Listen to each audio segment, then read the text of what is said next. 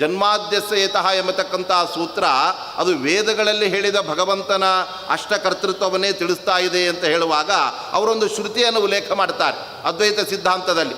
ಯಥೋ ವಾ ಇಮಾನಿ ಭೂತಾನಿ ಜಾಯಂತೆ ಏನ ಜಾತಾನಿ ಜೀವಂತಿ ಯತ್ಪರ್ಯಂತ ಅಭಿಸಂವಿಶಂತಿ ತದ್ವಿಜಿಜ್ಞಾಸಸ್ವ ತದ್ಬ್ರಹ್ಮ ಅಂತ ಆ ಒಂದು ಶ್ರುತಿಯನ್ನು ಉಲ್ಲೇಖ ಮಾಡ್ತಾ ಇದ್ದಾರೆ. ನೋಡಿ, ಯಾವ ಯಾರಿಂದಾಗಿ ಈ ಎಲ್ಲ ಜಗತ್ತು ಸೃಷ್ಟಿಯನ್ನು ಪಡೀತಾ ಇದೆ, ಅನಂತರದಲ್ಲಿ ಯಾರ ರಕ್ಷಣೆಯಲ್ಲಿ ಅದು ಇರುತ್ತೆ, ಕೊನೆಗೆ ಅವನಲ್ಲೇ ಅದು ಲಯವನ್ನು ಪಡೆಯುತ್ತೆ, ಕೊನೆಗೆ ಅಭಿಸನ್ನಿವೇಶ ಅಂದರೆ ಮೋಕ್ಷವನ್ನು ಕೂಡ ಅದೇ ಭಗವಂತನಿಂದ ಆ ಸಾಧಕನು ಪಡಿತಾನೆ ಅಂತ ಇಲ್ಲಿ ಹೇಳುವಾಗ ಭಗವಂತನೇ ಜಗತ್ ಸೃಷ್ಟಿಯನ್ನು ಮಾಡುವವನಾಗಿದ್ದಾನೆ.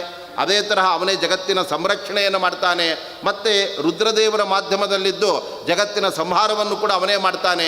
ಕೊನೆಗೆ ಅಭಿಸಂವಿಶಂತಿ ಅನ್ನುವ ಹಂತದಿಂದ ಅಲ್ಲಿ ಭಗವಂತನೇ ಎಲ್ಲರಿಗೆ ಮೋಕ್ಷವನ್ನು ಕೂಡ ಕೊಡ್ತಾನೆ ಅನ್ನುವಂತಹ ಅಂಶವನ್ನು ಬಹಳ ಸ್ಪಷ್ಟವಾಗಿ ವೇದವೇ ಇಲ್ಲಿ ಹೇಳ್ತಾ ಇದೆ. ನಮಗೆ ವೇದಕ್ಕಿಂತ ದೊಡ್ಡ ಪ್ರಮಾಣ ಮತ್ತೊಂದು ಇಲ್ಲವೇ. ವೇದ ಯಾವುದನ್ನು ಹೇಳ್ತಾ ಇದೆ ಅದನ್ನು ನಾವು ಕಣ್ಣು ಮುಚ್ಚಿ ಒಪ್ಪಲೇಬೇಕಾಗಿರ್ತಕ್ಕಂಥದ್ದು. ಏಕೆಂದರೆ ವೇದದಲ್ಲಿ ನಮಗೆ ಇದು ಬೇಕಾದ ಭಾಗ, ಇದು ನಮಗೆ ಬೇಡದ ಭಾಗ, ಆದ್ದರಿಂದ ಇದು ನಮಗೆ ಬೇಡ, ಅದನ್ನು ಬಿಟ್ಬಿಡ್ತೇವೆ ಅಂತ ಹೇಳೋದಕ್ಕೆ ಅಲ್ಲಿ ಅವಕಾಶ ಎಂಬತಕ್ಕಂಥದ್ದಿಲ್ಲ. ಆದರೆ ಅದ್ವೈತ ಸಿದ್ಧಾಂತ ಈ ಒಂದು ಸೂತ್ರಗಳಿಗೆ ವ್ಯಾಖ್ಯಾನ ಮಾಡುವಾಗ ಆ ಸೂತ್ರವು ಯಾವ ವೇದಕ್ಕೆ ಅನುಸಾರಿಯಾಗಿ ಹೊರಟಿದೆ ಅಂತಹ ವೇದದಲ್ಲಿ ಬಂದ ಆ ಭಗವಂತ ಮೋಕ್ಷಪ್ರದನಾಗಿದ್ದಾನೆ ಅನ್ನುವ ವಿಷಯವನ್ನು ಅವರು ತೊರೆದು ಬಿಡ್ತಾ ಇದ್ದಾರೆ. ಈ ಬ್ರಹ್ಮ ಅನ್ನತಕ್ಕಂತಹ ಭಗವಂತ ಅವನು ಜಗತ್ತಿಗೆ ಕೇವಲ ಸೃಷ್ಟಿ ಸ್ಥಿತಿ ಲಯ ಈ ಮೂರನ್ನು ಮಾತ್ರ ಮಾಡ್ತಾ ಇದ್ದಾನೆ. ಅವನು ಮೋಕ್ಷಪ್ರದ ಅನ್ನತಕ್ಕಂಥ ವಿಚಾರವನ್ನೇ ತಮ್ಮ ಸಿದ್ಧಾಂತದಲ್ಲಿ ಅವರು ಹೇಳೋದಿಲ್ಲ. ಸೃಷ್ಟಿ ಸ್ಥಿತಿ ಭಂಗಂ ಸಮಾಸಾರ್ಥ ಅಂತ ಅವರು ತಿಳಿಸ್ತಾ ಈ ಮೂರನ್ನು ಮಾತ್ರ ಭಗವಂತ ಮಾಡ್ತಾನೆ ಅಂತ ಅವರು ಹೇಳ್ತಾರೆ. ಆದ್ದರಿಂದ ಆ ಮೋಕ್ಷಪ್ರದತ್ವವನ್ನು ಭಗವಂತನಿಗೆ ವೇದಗಳೇ ಸ್ಪಷ್ಟವಾಗಿ ಹೇಳ್ತಾ ಇದ್ದರು ಕೂಡ ಆ ವೇದಗಳಿಗೆ ಅನುಗುಣವಾಗಿ ಬ್ರಹ್ಮಸೂತ್ರದಲ್ಲೂ ಕೂಡ ವೇದವ್ಯಾಸ ದೇವರು ಆ ಅಂಶವನ್ನು ಅವರು ಉಲ್ಲೇಖ ಮಾಡ್ತಾ ಇದ್ದಾರೆ. ಅಥಾತೋ ಬ್ರಹ್ಮ ಜಿಜ್ಞಾಸ ಅಂತ ಹೇಳುವಾಗ ಆರಂಭದಲ್ಲಿ ಅತಃ ಅನ್ನೋದಕ್ಕೆ ಶ್ರೀಮದಾಚಾರ್ಯರು ವ್ಯಾಖ್ಯಾನ ಮಾಡ್ತಾರೆ, ಮೋಕ್ಷಕ್ಕೆ ಪ್ರಯೋಜನ ಸದ್ಭಾವ ಅಂತ ಇದ್ದಾರೆ. ನಾವು ಭಗವಂತನ ಬಗ್ಗೆ ಯಾಕೆ ವಿಚಾರ ಮಾಡಬೇಕು?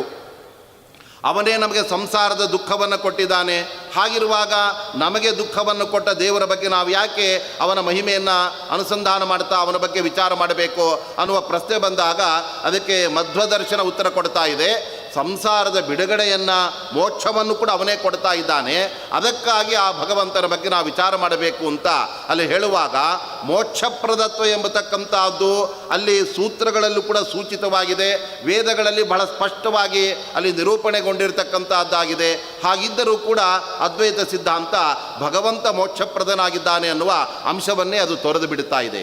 ಹಾಗಾದರೆ ಸೃಷ್ಟಿಯಾದಿ ಅಷ್ಟಕಗಳನ್ನು ಭಗವಂತ ಜಗತ್ತಿಗೆ ನೀಡುತ್ತಾನೆ ಅನ್ನುವ ಪ್ರಮೇಯದಲ್ಲಿ ಅವರು ಕೇವಲ ಮೂರನ್ನು ಮಾತ್ರ ಭಗವಂತ ಜಗತ್ತಿಗೆ ಕೊಡ್ತಾನೆ ಅಂತ ಹೇಳಿ ಉಳಿದ 5 ಅಂಶವನ್ನು ಅವರು ಕೈ ಬಿಟ್ಟದ್ದರಿಂದ ಅಲ್ಲಿ ನಮಗೆ ಅಸತ್ಯದ ವಿಚಾರವನ್ನು ಅಲ್ಲಿ ಹೇಳಿದಂತೆ ಆಯಿತು. ಯಾಕೆ ಅಂದರೆ ಅದು ವೇದದ ಒಂದು ತಳಹದಿಯಲ್ಲಿ ನಿರೂಪಣೆಗೊಂಡ ಸತ್ಯವಾದ ವಿಚಾರವಾಗಿರುವಾಗ ಅದನ್ನು ಕೈ ಬಿಟ್ಟಿದ್ದರಿಂದಲೇ ಆ ಅದ್ವೈತ ಸಿದ್ಧಾಂತ ತನ್ನ ಮೌಲ್ಯವನ್ನು ಉಳಿಸ್ಕೊಂಡಿಲ್ಲ ಅಂತಾಯಿತು. ಆದ್ದರಿಂದ ಅವರು ಸತ್ಯದ ವಿಚಾರದ ಜೊತೆಗೆ ಅಸತ್ಯದ ಬೆರಕೆಯನ್ನು ಕೂಡ ಮಾಡಿ ಆ ವಿಚಾರಗಳನ್ನು ಆ ಸಮಾಜದ ಮುಂದೆ ಇಟ್ಟಾಗ ಅದರಲ್ಲಿ ಅಂತಹ ಮೌಲ್ಯವನ್ನು ನಾವು ಕಾಣೋದಕ್ಕೆ ಅಲ್ಲಿ ಸಾಧ್ಯವಾಗುವುದಿಲ್ಲ. ಆ ದೃಷ್ಟಿಯಿಂದ ದರ್ಶನಗಳಲ್ಲಿ ಮುಖ್ಯವಾಗಿ ನಾವು ಕಾಣಬೇಕಾಗಿರ್ತಕ್ಕಂಥ ಅಂಶ ಅಂತಂದರೆ ಆ ದಾರ್ಶನಿಕನಿಗೆ ಯಾವುದೇ ಸಂದರ್ಭದಲ್ಲಿ ಆಗ್ರಹಗಳಿಗೆ ಒಳಗಾಗದೆ ವೇದೋಪನಿಷತ್ತುಗಳ ಸ್ಪಷ್ಟವಾಗಿ ಏನೆಲ್ಲ ವಿಚಾರಗಳನ್ನು ಹೇಳ್ತಾ ಇದೆ, ಅದರ ಜೊತೆಗೆ ಎಲ್ಲೆಲ್ಲಿ ಸೂತ್ರಗಳ ಸೂಚನೆ ಮಾಡಿರ್ತಕ್ಕಂಥದ್ದಾಗಿದೆ ಅದೆಲ್ಲವನ್ನು ಕೂಡ ಅವರು ಕ್ರೋಢೀಕರಿಸಿಕೊಂಡು ಆ ವೇದಗಳಿಗೆ ಮತ್ತು ಸೂತ್ರಗಳಿಗೆ ಎಲ್ಲೂ ಕೂಡ ಅಪಚಾರವಾಗದಂತೆ ಅದಕ್ಕೆ ವ್ಯಾಖ್ಯಾನವನ್ನು ಮಾಡಬೇಕಾಗತ್ತೆ. ಇಲ್ಲದೆ ಹೋದರೆ ಅವರು ಸೂತ್ರಗಳಿಗೆ ಅವರು ಭಗವಂತ ಮೋಕ್ಷಪ್ರದನಾಗಿದ್ದಾನೆ ಅನ್ನುವ ಅಂಶವನ್ನು ಅವರು ಸೇರಿಸಲಿಲ್ಲ ಅಂತ ಆದರೆ ಹಾಗಾದರೆ ವೇದಗಳು ಭಗವಂತ ಮೋಕ್ಷಪ್ರದ ಅಂತ ಹೇಳ್ತಾ ಇವೆ, ಆದರೆ ಸೂತ್ರಗಳಲ್ಲಿ ಆ ಅಂಶ ಕಾಣ್ತಾ ಇಲ್ಲ. ಆದ್ದರಿಂದ ವೇದಗಳು ಮತ್ತು ಸೂತ್ರಗಳಿಗೆ ಆನುಗುಣ ಎಂಬತಕ್ಕಂಥದ್ದಿಲ್ಲ. ವೇದವೇ ಒಂದು ಮಾತನ್ನು ಹೇಳ್ತಾ ಇದೆ, ಸೂತ್ರಗಳು ಮತ್ತೊಂದು ಮಾತನ್ನು ಹೇಳ್ತಾ ಇವೆ. ಆದ್ದರಿಂದ ಅವುಗಳಲ್ಲಿ ಏಕರೂಪತೆ ಆ ಪರಸ್ಪರ ಆನುಗುಣ ಎಂಬತಕ್ಕಂಥದ್ದಿಲ್ಲ ಅಂತ ಆ ಓದುಗರಿಗೆ ಸಂದೇಹ ಬಂದು ಇದು ವೇದಗಳಿಗೆ ನಿರ್ಣಾಯಕವಾದ ಸೂತ್ರಗಳು ಅಥವಾ ವೇದಕ್ಕಿಂತ ಅದರ ಬಹಿರ್ಭೂತವಾದ ವಿಚಾರಗಳನ್ನು ಇದು ಹೇಳ್ತಾ ಇದೆಯೋ ಅನ್ನತಕ್ಕಂಥ ಗೊಂದಲ ಬಂದುಬಿಡುತ್ತೆ.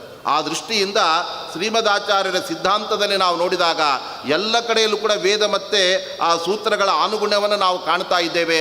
ಈ ಹಿನ್ನೆಲೆಯಲ್ಲೇ ಅದಕ್ಕೆ ಒಪ್ಪುವಂತಹ ಒಂದು ಸಿದ್ಧಾಂತದ ರಚನೆಯಾಗಬೇಕು ಅಂತ ಸ್ವತಃ ವೇದವ್ಯಾಸ ದೇವರೇ ತಮ್ಮ ಬಳಿ ಬಂದಂತಹ ಶ್ರೀಮದಾಚಾರ್ಯರಿಗೆ ಅವರು ಅಪ್ಪಣೆ ಮಾಡ್ತಾ ಇದ್ದಾರೆ. ನೀನು ಒಂದು ಭಾಷ್ಯವನ್ನು ರಚನೆ ಮಾಡಬೇಕಾಗಿದೆಯಪ್ಪ. ಏಕೆಂದರೆ ಇದುವರೆಗೂ ಬಂದಿರತಕ್ಕಂಥ ಭಾಷ್ಯಗಳೆಲ್ಲ ಆ ಬ್ರಹ್ಮಸೂತ್ರಕ್ಕೆ ರಚನೆಗೊಂಡಿರ್ತಕ್ಕಂಥ ಭಾಷ್ಯಗಳು ಅವುಗಳೆಲ್ಲ ಅಪರಸ್ಪರ ಸಂಗತಾನಿ ಭಾಷ್ಯಾಣಿ, ಪರಸ್ಪರ ವೇದಗಳಿಗೂ ಸೂತ್ರಗಳಿಗೂ ಸಂಗತಿಯನ್ನೇ ಕಾಣ್ತಾ ಇಲ್ಲ.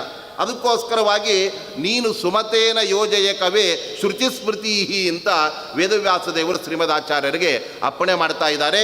ನೀವು ಆ ವೇದಗಳ ಮತ್ತು ಸೂತ್ರಗಳ ಆಂತರ್ಯವನ್ನು ಚೆನ್ನಾಗಿ ತಿಳಿದುಕೊಂಡವರಾಗಿದ್ದೀರಾ. ಆದ್ದರಿಂದ ಅದನ್ನು ಬಹಳ ಸ್ಪಷ್ಟವಾಗಿ ನೀವು ತಿಳಿಸುವ ಒಂದು ಭಾಷ್ಯವನ್ನು ರಚನೆ ಮಾಡಿ ಅಂತ ಶ್ರೀಮದ್ ಆಚಾರ್ಯರು ಅವರು ವೇದವ್ಯಾಸದೇವರ ಒಂದು ಆಜ್ಞೆಗೆ ಒಳಗಾಗಿ ಅನಂತರದಲ್ಲಿ ಅವರು ರಚನೆ ಮಾಡಿದ ಒಂದು ಭಾಷ್ಯವೇ ಅದು ಬ್ರಹ್ಮಸೂತ್ರ ಭಾಷ್ಯವಾದ್ದರಿಂದ ಅದರಲ್ಲಿ ನಮಗೆ ಅಷ್ಟೊಂದು ಉಪಯುಕ್ತವಾದ, ಎಲ್ಲೂ ಕೂಡ ಅಸತ್ಯದ ಬೆರಕೆ ಇಲ್ಲದ ಪೂರ್ಣವಾದಂತಹ ಸತ್ಯವಾದ ಅಂಶಗಳನ್ನು ಅವರು ತಿಳಿಸಿದ್ದರಿಂದ ಆ ಸಿದ್ಧಾಂತಕ್ಕೆ ಅಲ್ಲಿ ಶಾಶ್ವತವಾದ ಮೌಲ್ಯ ಇದೆ ಅನ್ನೋದನ್ನು ನಾವು ಘಂಟಾಘೋಷವಾಗಿ ಹೇಳಬಹುದಾಗಿ. ಆದ್ದರಿಂದ ಒಬ್ಬ ವ್ಯಕ್ತಿಯ ಸಾಮಾನ್ಯವಾಗಿ ಮಾತನಾಡುವಾಗ ಅವನು ತನ್ನ ಮಾತುಗಳ ಜೊತೆಗೆ ಸತ್ಯದ ವಿಚಾರದ ಜೊತೆಗೆ ಸುಳ್ಳನ್ನು ಆಗಾಗ ಹೇಳ್ತಾ ಇದ್ದ ಅಂದರೆ ಅವನ ಮಾತನ್ನು ನಾವು ನಂಬೋದೇ. ಇವನ ಮಾತು ನಂಬಲಿಕ್ಕಾಗಲ್ಲ, ಏಕೆಂದರೆ ಅವನು ಸುಳ್ಳನ್ನು ಹೇಳ್ತಾ ಇರ್ತಾನೆ ಮಧ್ಯ ಮಧ್ಯದಲ್ಲಿ ಅಂತ ಒಬ್ಬ ವ್ಯಕ್ತಿಯನ್ನೇ ಆ ಸುಳ್ಳು ಮತ್ತು ಸತ್ಯ ಎರಡನ್ನೂ ಕೂಡ ಹೇಳುವ ವ್ಯಕ್ತಿಯನ್ನು ನಾವು ನಂಬೋದಿಲ್ಲ. ಆದರೆ ಯಾವಾಗಲೂ ಕೂಡ ಪ್ರಾಮಾಣಿಕವಾಗಿ ಇದ್ದ ವಿಚಾರವನ್ನು ಯಾರು ಹೇಳ್ತಾ ಇರ್ತಾರೆ ಅವರನ್ನು ಇವನು ನಂಬಬಹುದಪ್ಪ, ಯಾಕೆಂದರೆ ಇವನ ಬಾಯಲ್ಲಿ ಯಾವತ್ತೂ ಸುಳ್ಳು ಬರೋದಿಲ್ಲ ಅಂತ ನಾವು ಅವನ ಮಾತನ್ನು ಪ್ರಮಾಣವಾಗಿ ನಾವು ನಂಬುತ್ತಾ ಇರ್ತೇವೆ. ಹಾಗಿರುವಾಗ ನಾವು ವೇದಗಳ ಅರ್ಥವನ್ನು ಅರಿಯದೆ ಸೂತ್ರಗಳಿಗೆ ಮೊರೆ ಹೋಗಿ ಆ ಸೂತ್ರಗಳು ಎಷ್ಟರ ಮಟ್ಟಿಗೆ ವೇದಕ್ಕೆ ಅನುಗುಣವಾಗಿ ವ್ಯಾಖ್ಯಾನವನ್ನು ಮಾಡುವ ಭಾಷ್ಯವನ್ನು ಒಳಗೊಂಡಿವೆ ಅನ್ನತಕ್ಕಂಥ ಅಂಶವನ್ನು ಒಬ್ಬ ವಿಚಾರವಂತ ಅವನು ಗಮನಕ್ಕೆ ತೆಗೆದುಕೊಂಡಾಗ ಅವನಿಗೆ ಈ ಓರೆ ಕೋರೆಗಳೆಲ್ಲ ಅವನಿಗೆ ಎದ್ದು ಕಾಣುವುದಕ್ಕೆ ಶುರುವಾಗುತ್ತೆ. ಆ ಸಂದರ್ಭದಲ್ಲಿ ಅಂತಹ ಸಿದ್ಧಾಂತ ಯಾವುದು ಎಂಬುದನ್ನು ಆತ ಅನ್ವೇಷಣೆ ಮಾಡುವುದಕ್ಕೆ ಹೊರಡ್ತಾ ಇರ್ತಾನೆ. ಆ ಸಂದರ್ಭದಲ್ಲಿ ಆತನಿಗೆ ಮೌಲಿಕವಾದ ವಿಚಾರಗಳು ಸಿಕ್ಕಿದಾಗ ಅದನ್ನು ತಾನು ಒಪ್ಪಿ ಸ್ವೀಕಾರ ಮಾಡ್ತಾನೆ.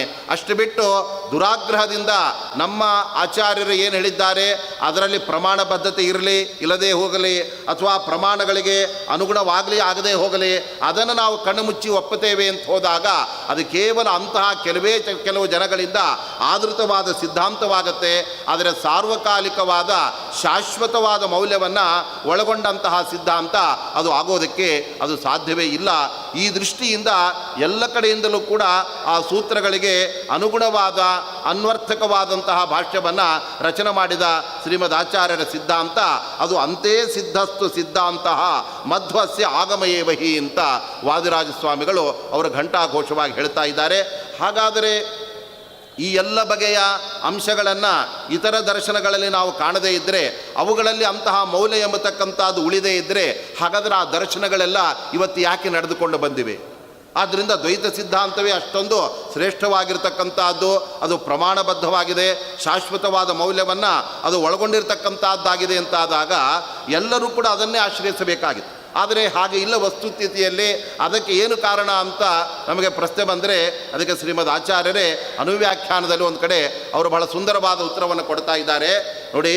ದೌರ್ಲಭ್ಯ ಕ್ಷುದ್ಧ ಬುದ್ಧೀನಾಂ ಬಾಹುಲ್ಯಾದಲ್ಪಮೇಧಸಾಂ ದುರಾಗ್ರಹ ಗೃಹೀತತ್ವಾತ್ ವರ್ತಂತೆ ಸಮಯಾಸದ ಅಂತ ಇದ್ದ.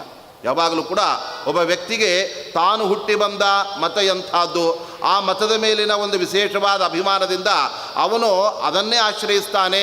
ಯಾವತ್ತೂ ಕೂಡ ಇನ್ನೊಂದು ಮತ ಚೆನ್ನಾಗಿದೆ, ಅಲ್ಲಿ ನಿರ್ದುಷ್ಟತೆ ಇದೆ ಅಂತ ಆತ ಅದನ್ನು ಬಯಸೋದಕ್ಕೆ ಇಷ್ಟಪಡೋದಿಲ್ಲ. ಅಷ್ಟು ಮಾತ್ರವಲ್ಲ, ಆಗ್ರಹರಹಿತರಾದ ಶುದ್ಧ ಮತಿಯುಳ್ಳ ಜನಗಳೇ ಯಾವಾಗಲೂ ಕೂಡ ಬಹಳ ಕಡಿಮೆಯಾಗಿದ್ದಾರೆ. ಅವರಿಗೆ ನಮಗೆ ನಮ್ಮದು ಶ್ರೇಷ್ಠ ಅಷ್ಟೇ, ಅದರಲ್ಲಿ ಎಷ್ಟು ಸತ್ವ ಇದೆ ಮೌಲ್ಯಗಳಿದೆ ಅನ್ನೋದಕ್ಕಿಂತ ಹೆಚ್ಚಾಗಿ ನಾನು ಆ ಮತದಲ್ಲಿ ಹುಟ್ಟಿ ಬಂದಿದ್ದೇನೆ ಆದ್ದರಿಂದ ಅದು ಶ್ರೇಷ್ಠ ಅಂತ ಈ ಒಂದು ಅಂಶವನ್ನಷ್ಟೇ ಪ್ರಧಾನವಾಗಿಟ್ಕೊಂಡು ಅವರವರೆಲ್ಲ ತಮ್ಮ ತಮ್ಮ ಸಿದ್ಧಾಂತಗಳನ್ನು ಅವರು ಆಶ್ರಯಿಸ್ತಾ ಇದ್ದಾರೆ. ಆದರೆ ನಿರ್ದುಷ್ಟವಾದ ಎಲ್ಲ ಮೌಲ್ಯಗಳನ್ನು ಶಾಶ್ವತವಾಗಿ ಹೊಂದಿರತಕ್ಕಂಥ ಇಂತಹ ಸಿದ್ಧಾಂತಗಳಿಗೆ ಅನೇಕ ಸಂದರ್ಭದಲ್ಲಿ ಅವುಗಳಿಗೆ ಪ್ರತಿಸ್ಪರ್ಧಿಯಾಗಿ ಇತರ ಸಿದ್ಧಾಂತಗಳು ಕೂಡ ಇದ್ದೇ ಇರುತ್ತೆ. ಆದ್ದರಿಂದ ಇವತ್ತು ದ್ವೈತ, ಅದ್ವೈತ, ವಿಶಿಷ್ಟ ಅದ್ವೈತ ಈ ಎಲ್ಲ ದರ್ಶನಗಳು ಕೂಡ ಹಾಗಾಗಿ ಅವುಗಳೆಲ್ಲ ಉಳಿದುಕೊಂಡು ಬಂದಿವೆ. ಆದರೆ ನಾವು ನಿಜವಾಗಲೂ ಕೂಡ ಆ ಸಿದ್ಧಾಂತದಲ್ಲಿರ್ತಕ್ಕಂಥ ಮೌಲ್ಯವನ್ನು ಗಮನಿಸಿದಾಗ ಅಲ್ಲಿ ನಮಗೆ ಸ್ಪಷ್ಟವಾಗಿ ಇಂತಹ ಅಂಶಗಳೆಲ್ಲ ನಮಗೆ ಗೊತ್ತಾಗುತ್ತೆ. ಇದಕ್ಕೆ ಉದಾಹರಣೆಯಾಗಿ ಇನ್ನೊಂದು ಅಂಶವನ್ನು ನಾವು ತಿಳಿಯಬೇಕು. ಶ್ರೀಮದ್ ಆಚಾರ್ಯರ ಅನೇಕ ಭಾಷ್ಯಗಳಲ್ಲಿ ಕೆಲವು ವಿಚಾರಗಳನ್ನು ನಾವು ಗಮನಿಸಿದಾಗ ಜೀವನಿಗೆ ಕರ್ತೃತ್ವ ಉಂಟೋ ಇಲ್ಲೋ ಅನ್ನತಕ್ಕಂಥದ್ದು ಒಂದು ದೊಡ್ಡ ಪ್ರಶ್ನೆ. ಭಗವಂತ ಸ್ವತಂತ್ರ ಕರ್ತನಾಗಿದ್ದಾನೆ, ಜೀವನು ಅಸ್ವತಂತ್ರ ಕರ್ತೃ ಆಗಿದ್ದಾನೆ ಎಂಬುದು ಅಲ್ಲಿ ಸಿದ್ಧಾಂತ ಮಾಡಿರ್ತಕ್ಕಂಥ ವಿಚಾರ. ಆದರೆ ನಮಗೆಲ್ಲ ಅನುಭವ ಯಾವ ತರಹ ಇದೆ? ನಾವು ಯಾವುದೇ ಕಾರ್ಯವನ್ನು ಮಾಡುವಾಗ ಇದು ಅಹಂಕರ್ತ ಅನ್ನುವ ಅನುಭವ ನಮ್ಮೆಲ್ಲರಿಗೂ ಕೂಡ ಇದೆ. ಈ ಅನುಭವಕ್ಕೆ ವಿರುದ್ಧವಾಗಿ ನಾವು ಯಾವ ವೇದಗಳನ್ನು ಹೇಳಿದರೂ ಕೂಡ ಅದನ್ನು ನಂಬಲಿಕ್ಕೆ ಆಗೋದಿಲ್ಲ. ಯಾಕೆಂದರೆ ಒಂದು ಕಡೆ ಶಾಸ್ತ್ರವೇ ಹೇಳ್ತಾ ಇದೆ ನೋಡಿ, ಅನುಭವ ವಿರುದ್ಧವಾದದ್ದನ್ನು ವೇದಗಳೇ ಹೇಳಿದರೂ ಕೂಡ ಅಂತಹ ವೇದಕ್ಕೆ ನಾವು ಪ್ರಾಮಾಣ್ಯವನ್ನು ಹೇಳಲಿಕ್ಕೆ ಆಗೋದಿಲ್ಲ. ಯಾಕೆ ಅಂದರೆ ನಮ್ಮ ಅನುಭವವೇ ಸರ್ವಶ್ರೇಷ್ಠವಾದಂತಹ ಪ್ರಮಾಣ ಅಂತ ನಾವು ನಂಬಿರ್ತೇವೆ. ಹಾಗಿರುವಾಗ ನಮ್ಮಲ್ಲಿ ಕರ್ತೃತ್ವ ಇದೆ ಅನ್ನತಕ್ಕಂತಹ ಭಾವನೆ ನಮ್ಮೆಲ್ಲರಿಗೂ ಕೂಡ ಎಲ್ಲ ಸಂದರ್ಭದಲ್ಲೂ ಕೂಡ ಇದ್ದಾಗ ಅಂತಹ ಕರ್ತೃತ್ವವನ್ನು ವೇದಗಳ ನಿಷೇಧ ಮಾಡ್ತಾ ಇವೆ. ಹಾಗಿದ್ದರೆ ನಿಜವಾಗಲೂ ಕೂಡ ನಾವು ಕರ್ತೃಗಳು ಹೌದೋ ಅಲ್ಲವೋ ಅನ್ನತಕ್ಕಂಥ ವಿಚಾರ ಬಂದಾಗ ಆ ಸಂದರ್ಭದಲ್ಲಿ ಭಗವಂತನಿಗೆ ಸ್ವತಂತ್ರ ಕರ್ತೃತ್ವ ಇದೆ, ಆದರೆ ಜೀವನಿಗೆ ಅಸ್ವತಂತ್ರ ಕರ್ತೃತ್ವ ಇದೆ ಅಂತ ನಾವು ತಿಳಿಯುವ ಮೂಲಕ ಜೀವನಲ್ಲಿರುವ ಕರ್ತೃತ್ವವನ್ನು ನಾವು ಇಲ್ಲ ಅಂತ ಅಲ್ಲಗಳಿಲಿಕ್ಕಾಗೋದಿಲ್ಲ. ಆದರೆ ಆ ಕರ್ತೃತ್ವದ ಮಟ್ಟ ಎಂಥದ್ದು, ಅದರಲ್ಲಿ ಇರತಕ್ಕಂತಹ ಅಂಶಗಳು ಎಷ್ಟರ ಮಟ್ಟಿಗೆ ಜೀವನದಲ್ಲಿ ಉಳ್ಕೊಂಡಿವೆ ಅನ್ನೋದನ್ನು ವಿಮರ್ಶೆ ಮಾಡುವಾಗ ಶ್ರೀಮದ್ ಆಚಾರ್ಯರು ಹೇಳ್ತಾ ಇದ್ದಾರೆ. ಬ್ರಹ್ಮಸೂತ್ರಗಳಲ್ಲಿ ವೇದವ್ಯಾಸದೇವರು ಕೂಡ ಇದನ್ನು ನಿರ್ಣಯ ಮಾಡಿ ಹೇಳ್ತಾ ಇದ್ದಾರೆ. ನೋಡಿ, ಈ ಎಲ್ಲ ವೇದಗಳಲ್ಲಿ ನೀನು ಅದನ್ನು ಮಾಡಬೇಕು, ಸತ್ಯವನ್ನು ಹೇಳಬೇಕು, ಮತ್ತು ನಫಲಾಂಡುಂ ಭಕ್ಷೀತ ಅಂತ ಇಂತಹ ನಿಷಿದ್ಧವಾದ್ದನ್ನು ಮಾಡಬಾರ್ದು ಅಂತ ವಿಧಿ ನಿಷೇಧಗಳು ಏನು ವೇದದಲ್ಲಿ ಕಂಡು ಬರ್ತಾ ಇದೆ, ಅದೆಲ್ಲ ಜೀವನನ ಕುರಿತೇ ಆಗಿದೆ ಅಂತ ನಾವು ಹೇಳಬೇಕಾಗತ್ತೆ. ಯಾಕೆಂದರೆ ಭಗವಂತನಿಗೆ ಅಂತಹ ವಿಧಿ ನಿಷೇಧಗಳು ಯಾವತ್ತೂ ಕೂಡ ಇಲ್ಲವೇ ಇಲ್ಲ. ಅವನು ವಿಧಿ ನಿಷೇಧ ಅತೀತನಾಗಿ ಬಿಟ್ಟಿದ್ದಾನೆ. ಇನ್ನು ಜಡವಾದ ವಸ್ತುಗಳಿಗೆ ಯಾವತ್ತೂ ಕೂಡ ಇದನ್ನು ಮಾಡಬೇಡ ಅಂತ ಹೇಳೋದಕ್ಕೆ ಸಾಧ್ಯ ಇಲ್ಲ. ಅವುಗಳಿಗೆ ನಿಜವಾಗಲೂ ಕೂಡ ಆ ಚಿದಂಶ ಚಿಚ್ಛಕ್ತಿ ಆ ಜಡ ವಸ್ತುಗಳಲ್ಲಿ ಇಲ್ಲ. ಹಾಗಾದರೆ ಜೀವನನ್ನು ಕುರಿತೇ ಈ ಎಲ್ಲ ವೇದಗಳು ಈ ಅಂಶಗಳನ್ನು ಬೋಧನೆ ಮಾಡ್ತಾ ಇವೆ ಅಂತಾದಾಗ ಹಾಗಾದರೆ ಅವುಗಳೆಲ್ಲ ಆ ಜೀವನಿಗೆ ಸಂಬಂಧಪಡ್ತಾ ಇವೆ. ಅಷ್ಟು ಮಾತ್ರವಲ್ಲ, ನಾವು ಮಾಡಿರತಕ್ಕಂತಹ ಬೇರೆ ಬೇರೆ ಕರ್ಮಗಳೇನಿದೆ ಅವುಗಳಿಗೆ ಫಲವನ್ನು ಅನುಭವಿಸಲು ಕೂಡ ನಾವೇನು